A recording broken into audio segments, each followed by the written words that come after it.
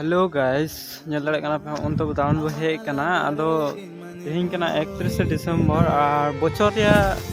माने लास्ट दिन kana बुझे dare kan ya pe और sanam को gi पहिलो रे हैप्पी न्यू ईयर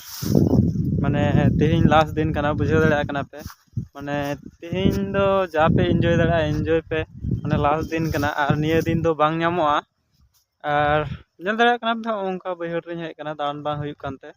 और निया दो खेत से दानी हे kana और पूरे onka जोला पे मता से bayhar पे मता खाली तुड़ी और तुड़ी गे बिना अदो दान बो हे कानते सनाम कुगी आते पुल्लू रे हैप्पी न्यू ईयर और तेहिन 31 डिसेम्बर और गपा दो जनवरी बोलो कना माने 26 2026 बोलो कना और 25 चाबा कना ओनाते जतो कुगी हैप्पी न्यू ईयर मा ताले बाय बाय।